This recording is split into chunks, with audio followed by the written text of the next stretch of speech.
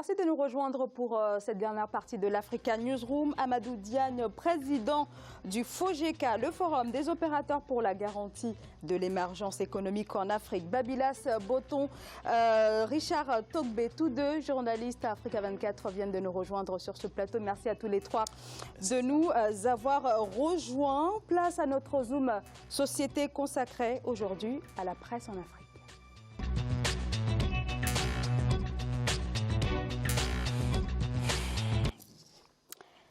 Une presse écrite et audiovisuelle menacée dans de nombreux pays, mais en constante amélioration dans d'autres. C'est le cas notamment en Namibie, au Botswana, au Ghana ou encore au Burkina Faso. Et les journalistes dans tout cela, eh bien, ils assistent et participent aussi à une reconfiguration de leur métier, avec au cœur la quête d'indépendance et d'une liberté de ton. Une liberté de ton, Babylas Botton, c'est comme ça souvent qu'on qualifie votre émission Le Talk, que vous venez d'ailleurs de recevoir le prix du meilleur journaliste africain. Mais avant d'évoquer tout cela, on va voir ce reportage qui vous a été consacré. On en reparle juste après.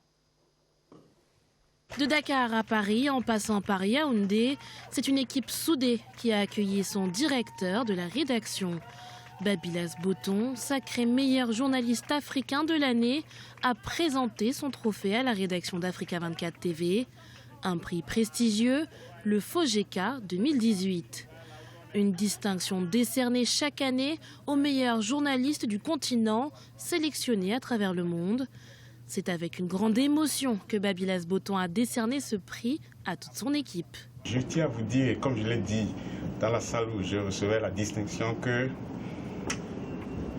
ce n'est pas moi, Babylas. Ça va au-delà de moi.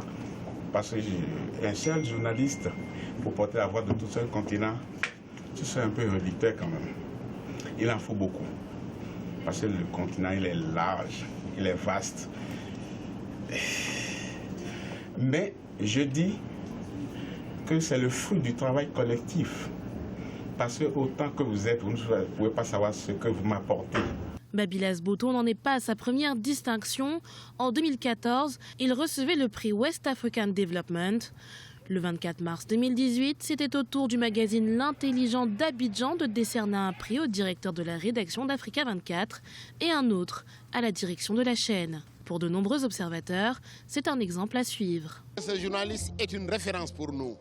Ce journaliste est une fierté pour nous, Africains.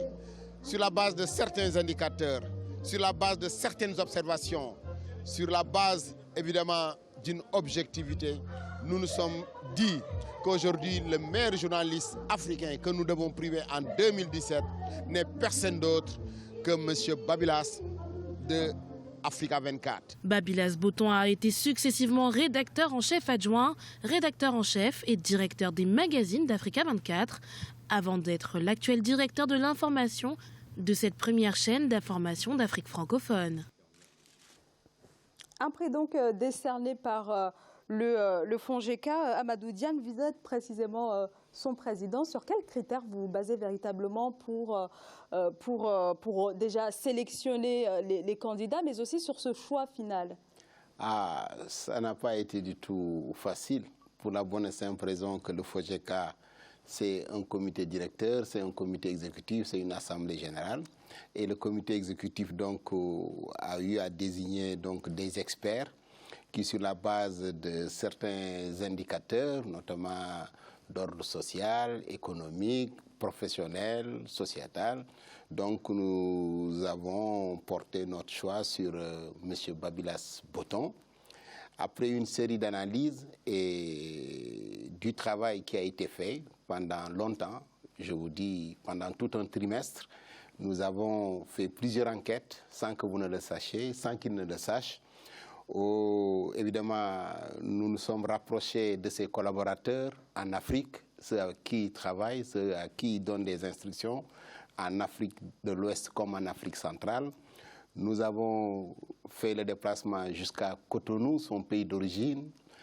Nous avons donc établi un contact avec certains des invités qui ont eu donc à participer à son émission.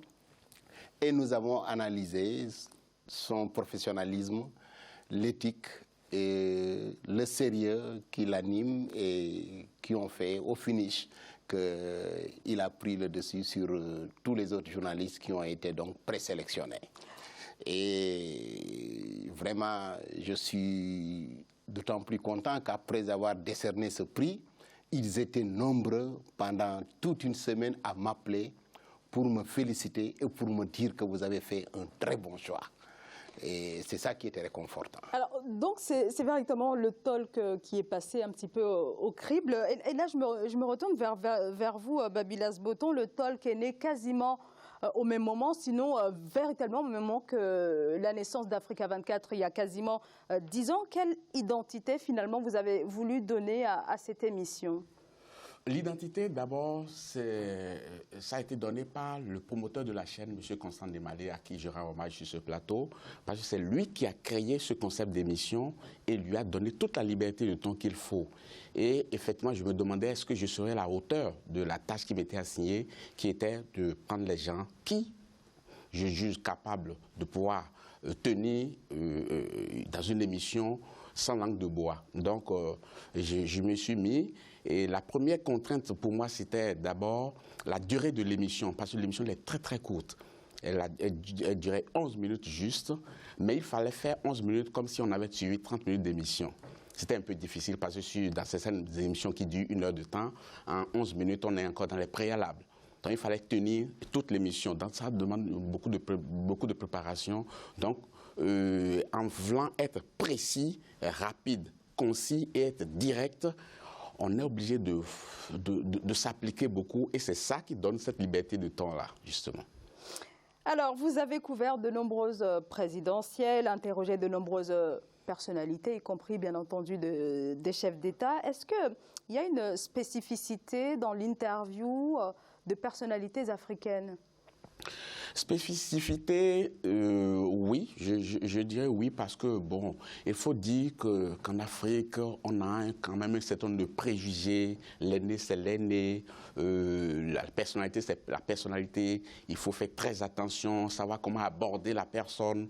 Mais comment réussir à faire tout cela sans rester superficiel? C'était aussi l'une des contraintes.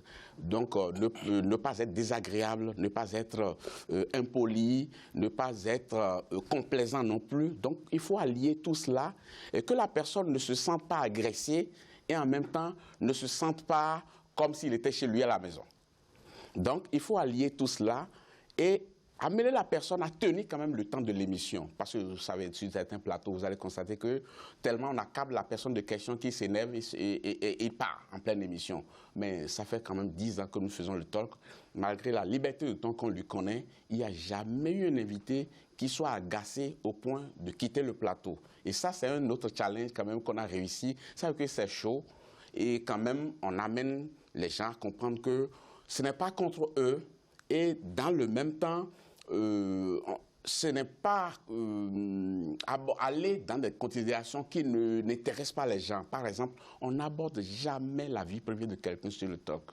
Jamais. C'est un principe qu'on s'est dit parce que il ne faudrait pas que l'émission devienne un piège. Chacun a sa vie privée, on la lui respecte totalement. Mais il ne faudrait pas non plus qu'on soit un réceptacle des gens qui viennent raconter n'importe quoi qui ne tient à rien, mais il faudrait les amener à dire de manière précise ce qu'il en est. Et la liberté du temps aussi amène à obliger l'invité à aller droit au but, à ne pas faire usage de langue de bois, parce que pour mentir, on a besoin de temps pour réfléchir. Mais ce temps-là, on n'en donne pas aux gens. Alors, donner donc une information d'intérêt public, une liberté de ton, c'est une constante véritablement pour le talk, mais aussi pour d'autres émissions d'Africa 24, Richard Tobbe. Ah, tout à fait. Moi, je m'inspire beaucoup de Babylas. C'est une référence à tout point de vue. Alors, je dois dire tout de suite que si j'avais fait partie du comité qui a sélectionné les journalistes, comme du jury qui a attribué le prix, je n'aurais pas fait d'autre choix que celui que vous avez fait. Pourquoi? Parce que c'est justice faite. Hein?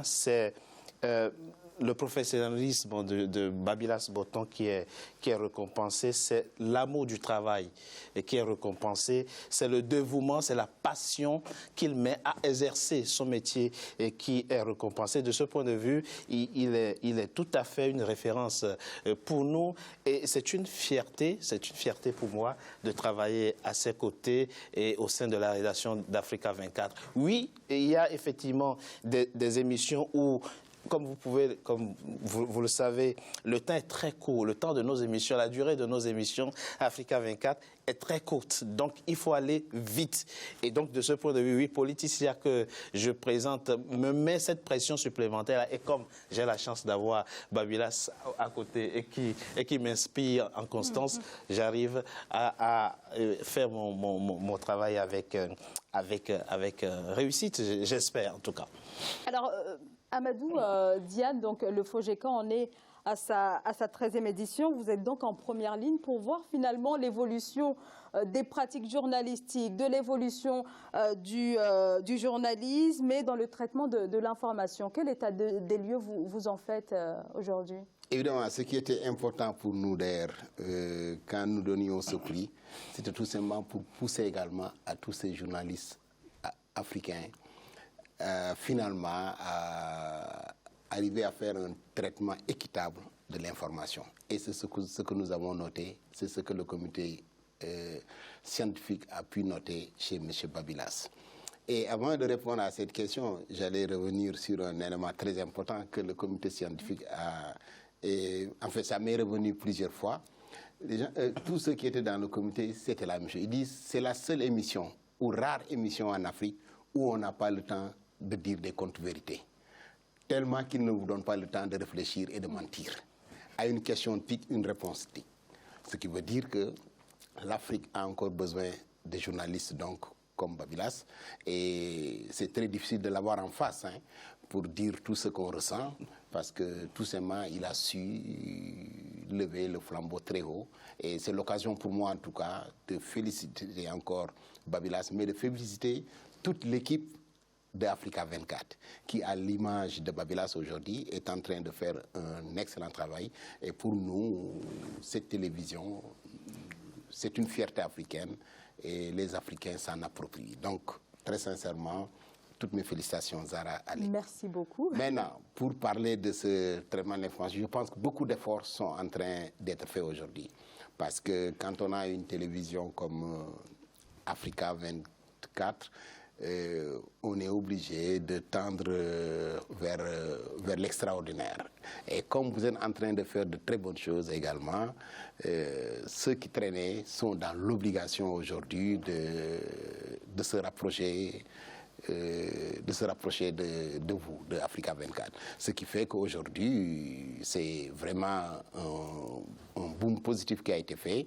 Et je pense que dans ce cadre-là, les journalistes africains sont en train de faire d'excellents efforts. Et si nous continuons comme ça, ils contribueront même au développement économique de notre continent, comme nous le souhaitons, nous, acteurs économiques du secteur privé. Monsieur Amadou Diane, un grand merci d'avoir accepté notre invitation. Je rappelle que vous êtes le président du FOGECA, le Forum des opérateurs pour la garantie de l'émergence économique en Afrique. Babylas Botton, félicitations encore une fois pour ce prix mérité, largement mérité. Je dis merci et je précise quand même que ce trophée, il n'a pas été dédié, mais il a été dédié à toute l'équipe d'Africa 24, quand même, bien entendu. Le partage ensemble, c'est un trophée pour toute l'équipe d'Africa 24, parce que la télé, c'est un travail d'équipe, c'est un travail de groupe. Vous ne pouvez pas, vous seul, faire une émission et en même temps, vous voir passer à la télé et cadrer l'émission en même temps. Ce n'est pas possible. Et quand je fais une émission, il y a beaucoup de personnes qui contribuent quand même à la fabrication de l'émission. Et puis, il y a beaucoup de personnes qui entrent en ligne de compte pour que je sois visible. Donc, ce trophée, c'est le travail de tout le monde. Ceux qui font la lumière, ceux qui font le son, ceux qui font le studio, bref, ceux qui font la playlist. C'est beaucoup de personnes qui entrent en ligne de compte. C'est votre trophée, Zara. Un grand merci pour votre générosité. On vous retrouve donc dans le talk. Bien entendu. Tous les mercredis, et tous les jeudis, et avec toujours le même plaisir. Richard Togbé, un grand merci à vous. Merci également. Zara. Merci Zara. Je rappelle qu'on vous retrouve dans le Politicia les mardis et les vendredis à partir de 15h GMT. Très bien, merci beaucoup. Un grand merci à vous également. Merci pour votre fidélité. Très bonne soirée.